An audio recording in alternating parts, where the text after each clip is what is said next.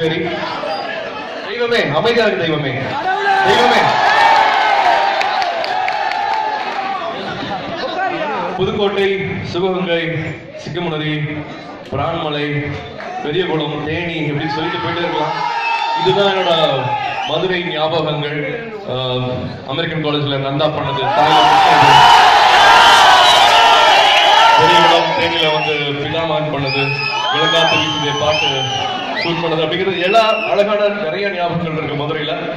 மதுரை கலை வளர்த்த ஊர் சொன்ன மாதிரி சினிமா வளர்த்த ஊர்னா அது மதுரை தான் சொல்லணும். அத்தனை பேர் இருக்கிறாங்க சினிமா துறையிலும் சரி.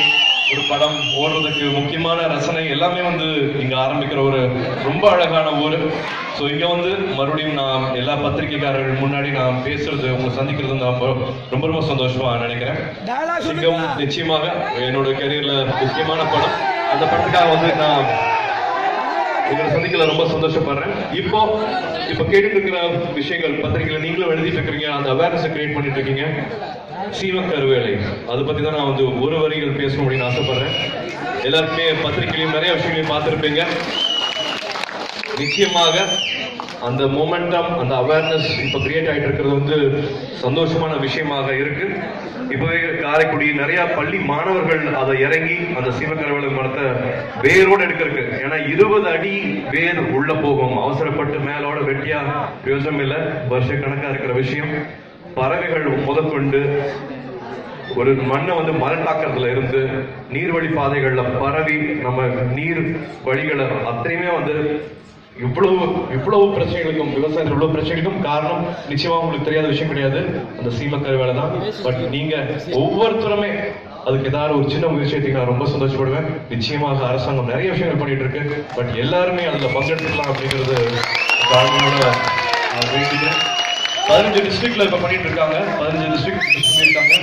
கேரளால இருந்து கிட்டத்தட்ட ஒரு விதை எதுவுமே இல்லாம ஒழிச்சிட்டாங்க கிட்டத்தட்ட கேரளால. நம்மளால பண்ண முடியாதா? தயவு செஞ்சு பண்ணுவோம், அந்த மாற்றத்தை எடுத்துட்டு வருவோம். அது நிச்சயமாக நடக்கும் அப்படிங்கிறது தெரியுது.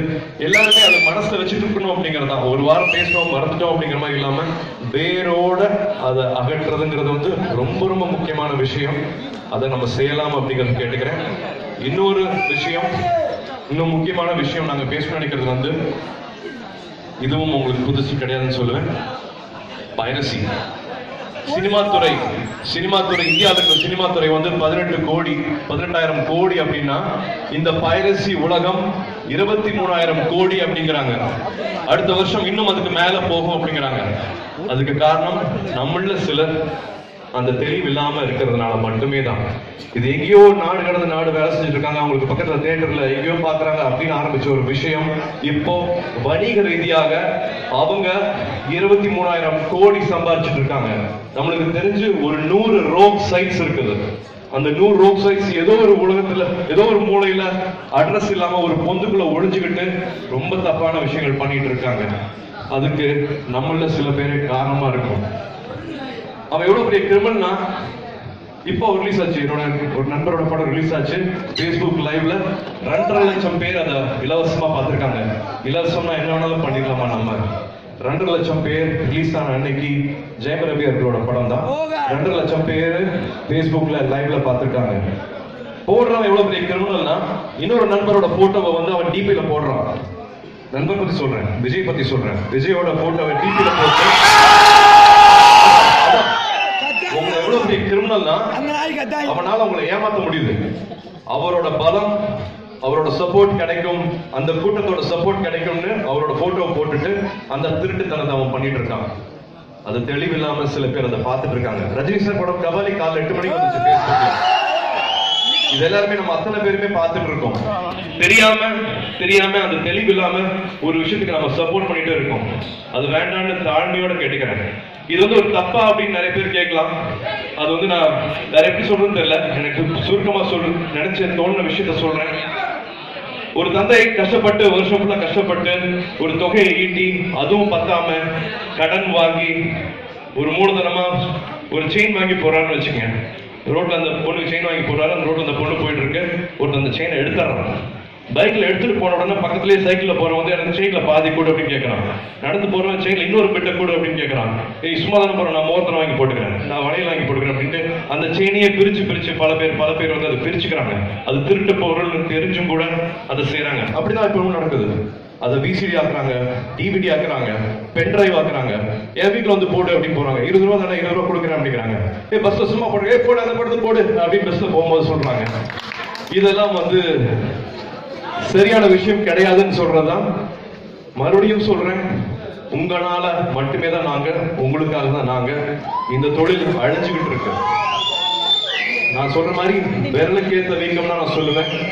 ஒவ்வொருத்தருக்கும் என்ன பிரச்சனை இருக்கும் அதே பிரச்சனை ஒரு தயாரிப்பாளருக்கும் இருக்கு. அந்த தயாரிப்பாளர் சும்மா எல்லாம் பண்ணவே இல்லை. ஒரு படத்தை வந்து பேங்க்ல யாருமே லோன் கொடுக்கறது கிடையாது. 2 வட்டி ட்ரிபிள் வட்டி எடுத்துதான் வந்து ஒரு படத்தை தயாரிக்க முடியுது.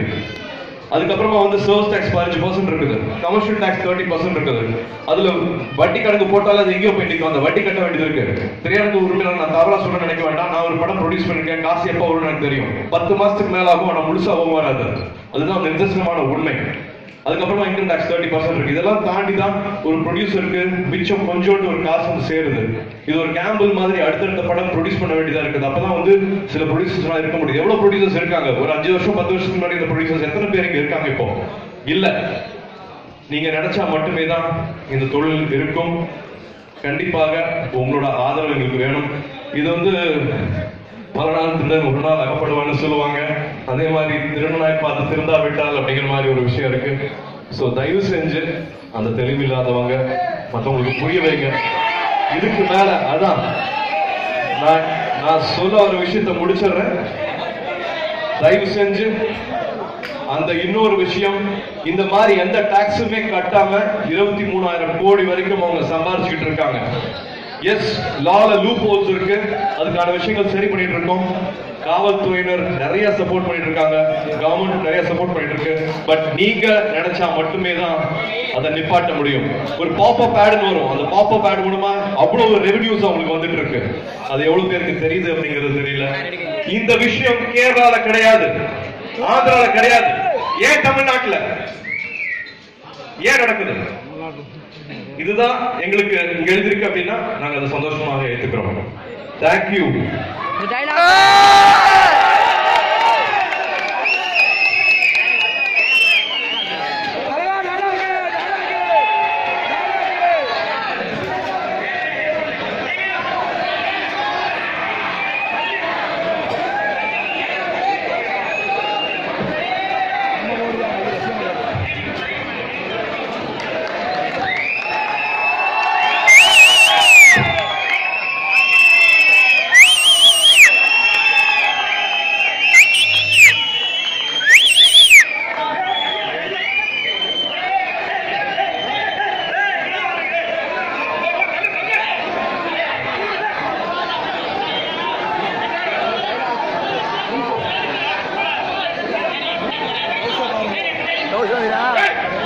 சில பேர் இங்க இருக்கிறவங்களுக்கு வந்து டயலாக் சொன்னாதான் அவங்களுக்கு சந்தோஷப்படுவாங்க. ஒரு தவறு செய்தால் அவர் தெரிந்து செய்தால் அவர் தெய்வம் என்றாலும் விடமாட்டோம்.